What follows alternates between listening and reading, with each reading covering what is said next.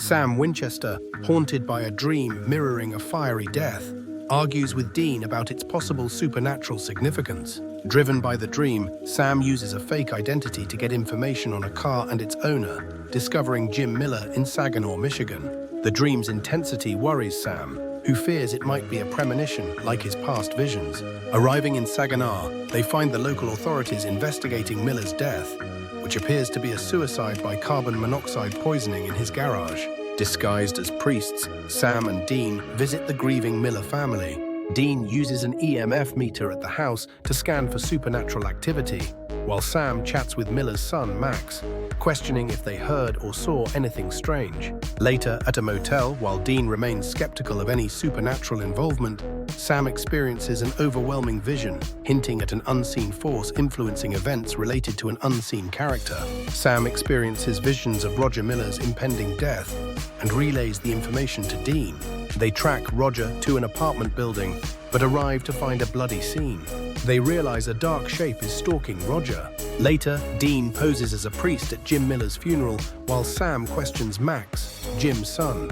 The brothers learned that Jim abused Max, and his stepmother did nothing to intervene. Sam and Dean decide to question Max's stepmother, who is also at the funeral. Suddenly, a knife telekinetically flies toward her head, pinning itself to the wall. Max confesses he is responsible, explaining that he seeks revenge on his stepmother for her inaction. They escape the house, and Dean wants to stop Max, but Sam feels some empathy for him. Dean insists Max is just another monster they have to stop. The brothers arrive at the stepmother's house, where Max confronts them and displays his telekinetic powers. Sam attempts to reason with Max, explaining his own past abuse, but Max refuses to listen.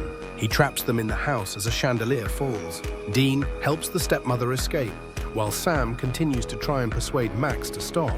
Max insists the stepmother must be punished for not protecting him. Sam attempts to comfort Max by revealing a shared tragedy.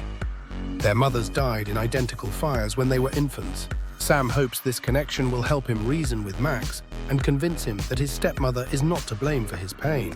However, Max, enraged and unwilling to let go of his anger, uses his telekinetic abilities to attack her. At the last moment, Sam uses his own developing powers to wrench the gun away from Max, preventing further violence and saving Mrs. Miller. Max then levitates a gun and aims it at his stepmother, but Dean jumps in front of her, taking a fatal bullet. As authorities arrive, Sam blames himself for the tragic outcome, but Dean, in his dying breath, insists that the blame lies with the supernatural entity responsible for their mother's deaths. Later, at a cabin, Dean's death causes Sam to worry that he may follow a similar path as Max because of their developing abilities. Dean reassures Sam that he won't become like Max because Sam has him. With a renewed sense of purpose, they decide to investigate Sam's premonitions, setting their sights on Las Vegas.